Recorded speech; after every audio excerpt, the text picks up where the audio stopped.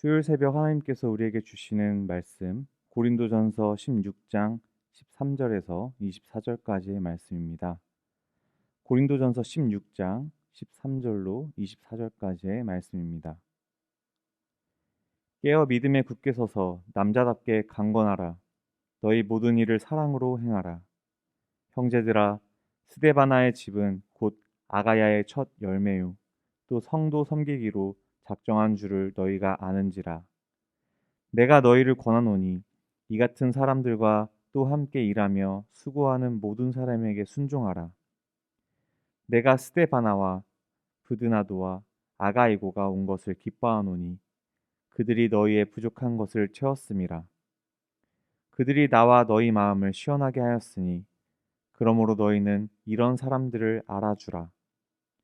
아시아의 교회들이 너희에게 무난하고 아굴라와 브리스가와 그 집에 있는 교회가 주 안에서 너희에게 간절히 무난하고 모든 형제도 너희에게 무난하니 너희는 거룩하게 입맞춤으로 서로 무난하라.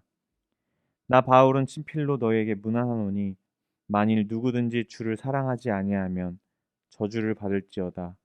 우리 주여 오시옵소서. 주 예수 그리스도의 은혜가 너희와 함께하고 나의 사랑이 그리스도 예수 안에서 너희 무리와 함께할지어다. 아멘. 믿음을 굳건하게 만드는 사랑이라는 제목으로 말씀을 전하려고 합니다. 오늘의 본문은 고린도 전서를 정리하고 마무리하며 13장에서 강조했던 사랑에 대하여 다시 한번 강조합니다. 바울은 고린도 성도들이 더 이상 연약한 믿음으로 기우뚱거리는 것이 아니라 굳건하게 서기를 말합니다. 이것은 주님을 온전히 의지하고 따르는 것을 의미합니다. 세상의 어떤 것에도 마음이 흔들리는 것이 아닌 오직 주님만을 향한 시선을 유지한 채 주님이 당겨주시는 손에 이끌려 용기 있게 내딛는 힘찬 발걸음을 이야기합니다. 사회와 문화가 짓누르는 상황 속에서도 그 압박을 극복하기 위해서는 넘어지지 않을 굳건한 믿음과 용기가 되어주시는 주님만을 의지해야만 합니다. 아이들이 사춘기를 겪고 어느 정도 육체적인 성장까지 이루어졌을 때 흔히 하는 착각이 있습니다. 이제 어린아이가 아닌 어른이라고 생각합니다.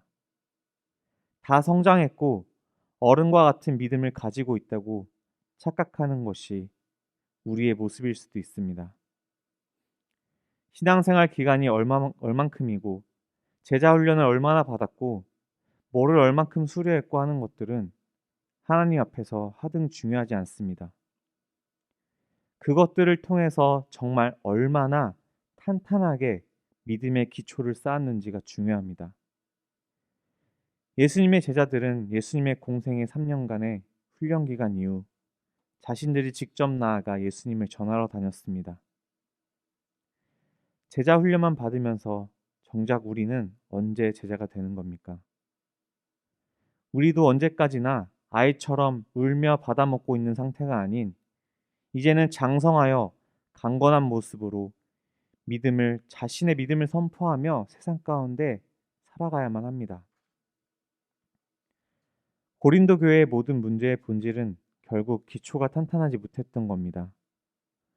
우상숭배, 음행, 가난한 자들과의 문제, 또 은사에 대한 잘못된 이해 등 이런 문제들이 발생한 것은 사랑의 기초에 세워지지 않았기 때문에 발생한 문제입니다. 기초를 굳건히 세우기 위해서 우리는 나의 사랑의 신 하나님께 하시는 말씀과 같이 모든 일을 사랑으로 행해야만 합니다. 모든 일에 나의 지식이나 배경, 인맥, 재력으로 하는 것이 아닌 모든 일을 하나님으로 행해야 합니다. 사람인이라는 글자를 보시면 선 두 개가 서로 지탱하며 서 있습니다. 하나님은 세상 가운데 살아갈 때 혼자서만 살아가는 것이 아닌 서로가 서로를 지탱하면서 살아갈 수 있도록 하셨습니다. 사랑을 하는 것도 그렇습니다. 나 혼자 덩그러니 사랑합니다 라고 할 수 있는 것이 아닌 상대가 있어야 합니다. 나 혼자만 해서 되는 것이 아닙니다. 사랑은 서로 함께 해야 합니다. 이는 주님을 사랑하는 것도 그렇습니다.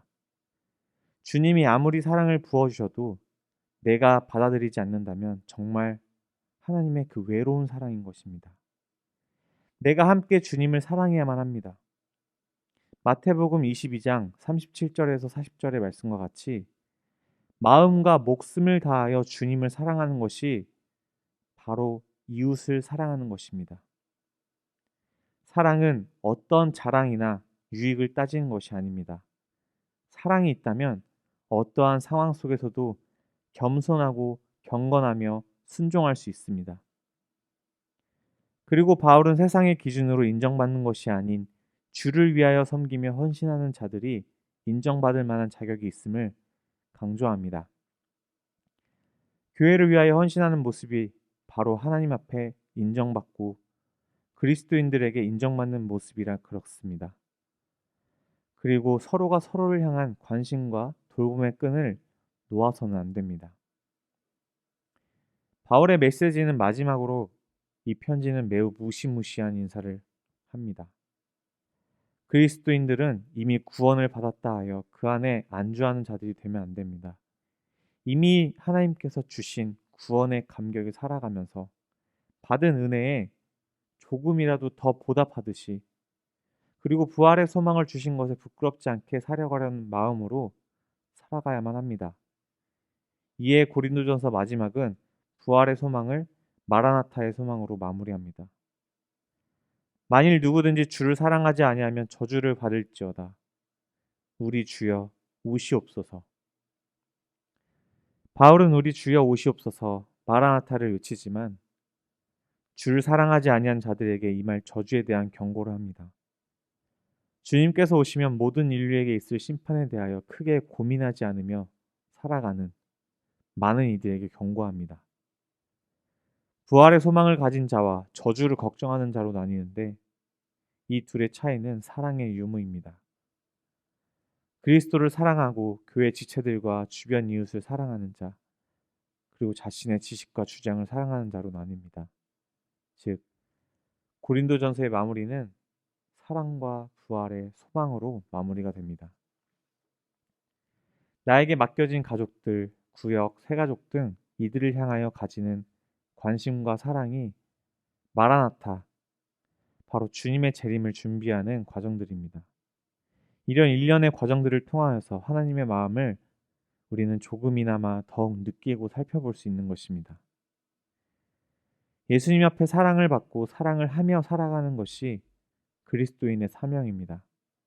매일 내 안의 모든 감정과 생각들을 추스린 채 사랑만을 외치는 것은 세상 가운데 정말 어려운 일일 수 있습니다. 오늘 하루를 살아가며 돌아본 나의 모습, 사랑스러우십니까? 성도님들, 주님 앞에 사랑스러운 모습, 사랑받기에 너무나 귀한 모습으로 살아가시길 소망합니다. 기도하시겠습니다.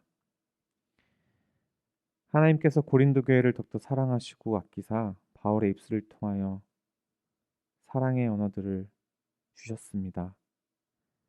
하나님, 우리가 당신의 귀에 더욱더 당신께 더욱더 귀를 기울이고 당신의 말씀에 우리가 더욱더 순종하며 주님이 바로 사랑이심을 알고 우리가 사랑이신 주님을 따르고 주님과 함께할 수 있도록 도와주시옵소서. 또한 우리와 함께하는 수고하는 이들을 격려하고 축복하며 늘 우리가 그들을 섬기며 서로가 서로를 돌보며 영적으로 깨어서 주님이 주신 사명을 감당할 수 있도록 도와주시옵소서. 오직 주님을 사랑하는 것이 나의 전부가 되게 해주시고 이를 통하여 우리 연희교회가 더욱더 주님의 사랑이 넘치는 교회로 발돋움할 수 있도록 도와주시옵소서. 모든 말씀 예수님의 이름으로 기도드렸습니다. 아멘. 우리 함께 기도 제목 보시면서 기도하시겠습니다. 오늘 주신 말씀을 가지고 나의 믿음이 주님의 사랑 가운데 온전히 탄탄하게 세워지도록 함께 기도하셨으면 합니다. 또한 담임 목사님 청빙을 위하여 기도합니다.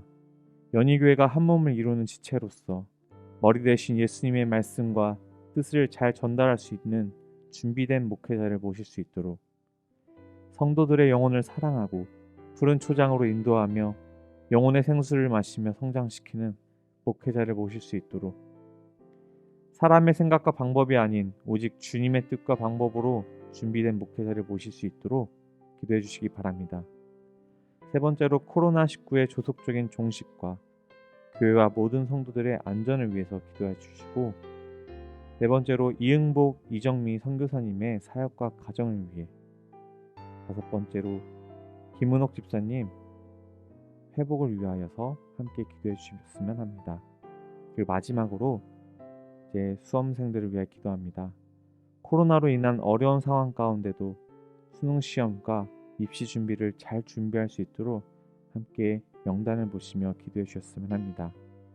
강인우, 김나리, 김은지, 박재원, 이문형, 이재윤, 이지원, 전준원, 함동혁입니다.